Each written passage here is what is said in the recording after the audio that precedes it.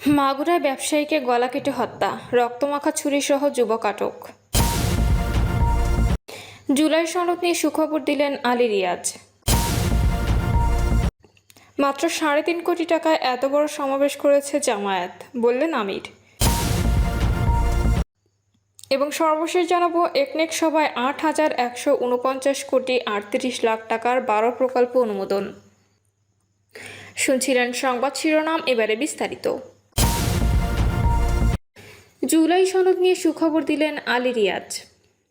জাতীয় ঐকমত্য কমিশনের সহসভাপতি অধ্যাপক আলী রিয়াজ জানিয়েছেন, আগামীকালের মধ্যে সব রাজনৈতিক দলকে জুলাই সনদের খসড়া দেওয়া হবে। তিনি বলেন, কমিটমেন্টের জায়গাগুলোর একটা খসড়া কমিশন তৈরি করেছে।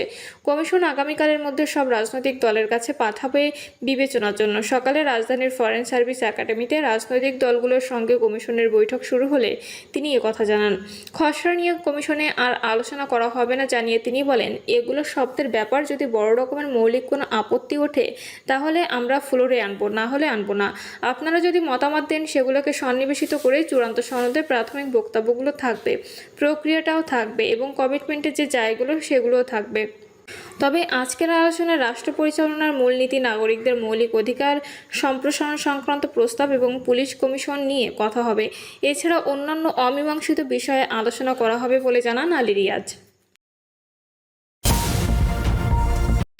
মাত্র ৩.৫ কোটি টাকায় এত বড় সমাবেশ করেছে জামায়াত, বলছেন আমির। রাজধানীর সোহরাওয়ার্দী উদ্যানে গত ১৯শে জুলাই ঐতিহাসিক সমাবেশের আয়োজন করেছিল জামায়াত ইসলামী। দলীয় ইতিহাস প্রথমবার এমন আয়োজন করে জামায়াত। সমাবেশকে কেন্দ্র করে কয়েক হাজার বাস ভাড়া নেওয়ার পাশাপাশি রিজার্ভ করা হয় লঞ্চ, ট্রেন সহ বহু যানবাহন। ব্যানার ফেস্টুনে সজ্জিত করা হয় পুরো ঢাকা। সমাবেশ ঘিরে চাউর হয়, এত বড় সমাবেশ ইতিপূর্বে শুধু সোহরাওয়ার্দী উদ্যানেই নয়, পুরো ঢাকায় কখনো কোনো দল আয়োজন করতে পারেনি। তাই সমাবেশে কত টাকা খরচ হয়েছে সেটা নিয়েও রাজনৈতিক মহলে বিস্তর আলোচনার খোরাক তৈরি হয়। অনেকেই প্রশ্ন তোলেন, এত বড় সমাবেশ করতে কত টাকা খরচ করেছিল জামায়াত। সামাজিক যোগাযোগ মাধ্যম অনেকেই আবার খরচের পরিমাণ ১০০ থেকে ২০০ কোটি ছাড়িয়েছে বলেও দাবি করেছেন। সমাবেশে খরচের বিষয়টি নিয়েই খোলাসা করেছেন জামায়াতের আমির ডক্টর শফিকুর রহমান। রাজধানীর চীন মৈত্রী সম্মেলন কেন্দ্রে রোকন সম্মেলনের আয়োজন করেছিলেন ঢাকা মহানগর দক্ষিণ জামায়াত ইসলামী।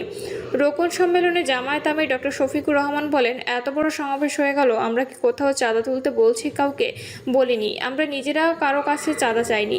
এখনকে বিশ্লেষণ করে ১০০ কেউ ২০০ কোটি। আপনারা শুনবেন কেন্দ্রের কত খরচ হয়েছে।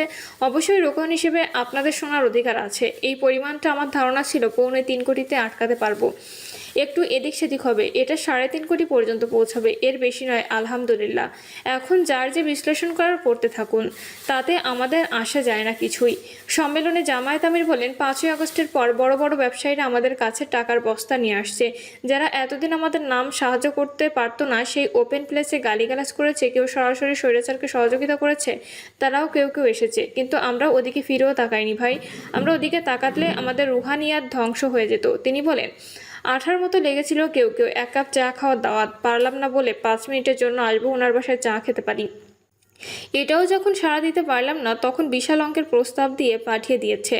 ধৈর্য ধারণ করেছি, আল্লাহকে ভয় করেছি। বিভিন্ন হেলিকপ্টারের মালিক এসে বলেছেন, এখন থেকে যখন লাগবে বলবেন, বলার সঙ্গে সঙ্গে পেয়ে যাবেন।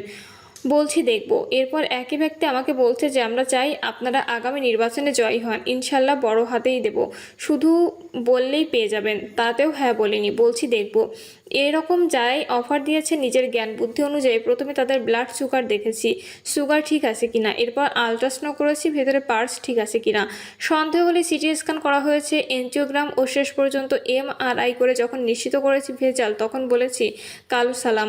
আমরা বিশ্বাস করি যারা ইমানদার তাদের দোয়া আমাদের সব ঘাটতি পূরণ করবে ইনশাল্লাহ। তিনি বলেন, এখন ১ সপ্তাহ যা খরচ হয় তা আগে ২ মাসের সংগঠন খরচ করতো না। অতীতে নির্বাচনের সময় আমাদের ঋণ হয়েছে, নির্বাচনের পর সেই ঋণ আমরা অনেক কষ্ট করে পরিশোধ করেছি। আলহামদুলিল্লাহ, এই যে মুমিনদের অন্তর আল্লাহ নরম, তরল, মায়াবী ও দরদি করে দিয়েছে।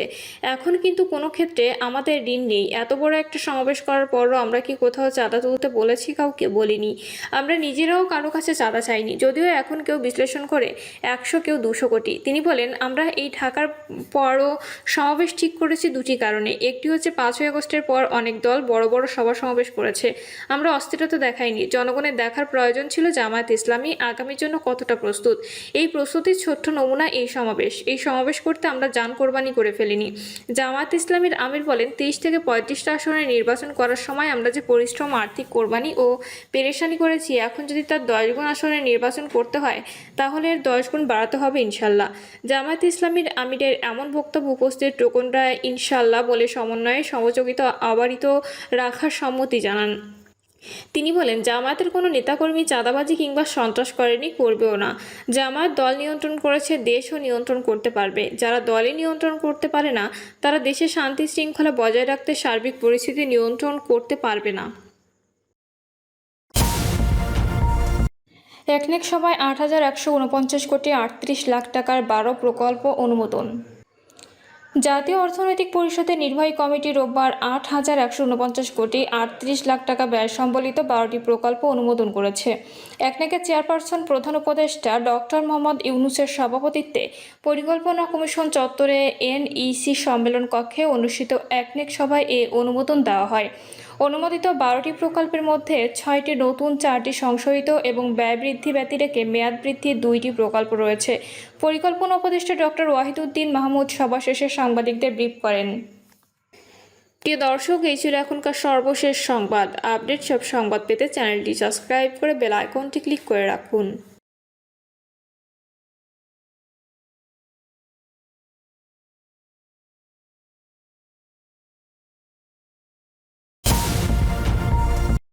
মাগুরায় ব্যবসায়ীকে গলা কেটে হত্যা, রক্তমাখা ছুরিসহ যুবক আটক।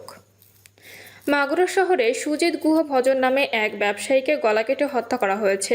রাত 11টার দিকে শহরের পশু হাসপাতাল পাড়ার ছায়াপীথি সড়কে এই ঘটনা ঘটে।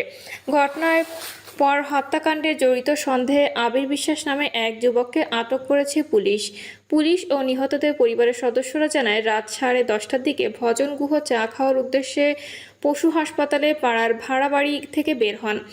এরপর ওই এলাকায় মুন্সিবাড়ির গলিতে তাকে গলা কেটে হত্যা করা হয়। এ সময় এলাকাবাসী রক্তাক্ত ছুরি হাতে এক যুবককে পালিয়ে যেতে দেখে পুলিশকে খবর দেয়। পরে রাত 11টার দিকে সদর থানা পুলিশ ওই যুবককে আটক করে। এ সময় তার বাড়ি থেকে রক্তমাখা একটি ছুরি উদ্ধার করা হয়। নিহত ভজন গুহর স্ত্রী অনিতা রানী গুহ বলেন, আমার স্বামী একজন নিরীহ প্রকৃতির মানুষ, কারোর সঙ্গে বিবাদ ছিল না তার, সাধারণ জীবনযাপন করতেন, কিন্তু তারপরও তাকে গলা কেটে হত্যা করা হলো। তবে কী কারণে হত্যাকাণ্ড ঘটনাটি ঘটেছে সে সম্পর্কে কোনো তথ্য দিতে পারেনি এ নারী। স্থানীয়রা জানান, পুলিশের হাতে আটক হওয়া আবির ওই এলাকার হান্নান বিশ্বাসের ছেলে।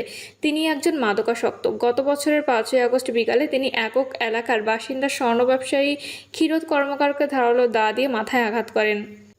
গত কয়েক মাসে তিনি স্থানীয় অনেকের উপর নানাভাবে নির্যাতন চালিয়ে আসছিলেন, তবে কেউ ভয়ে পুলিশে অভিযোগ দেয়নি। মাগুরায় অতিরিক্ত পুলিশ সুপার মোহাম্মদ মিরাজুল ইসলাম বলেন, ঘটনাস্থলে থেকেই ভজন গুহ নামে এক ব্যক্তির গলা কেটে লাশ উদ্ধার করা হয়। এ সময় আবির নামে সন্দেহভাজন এক যুবককে জিজ্ঞাসাবাদের জন্য আটক করা হয়েছে। একই সময়ে তার বাড়িতে তল্লাশি চালিয়ে একটি রক্তমাখা ছুরি পাওয়া গেছে।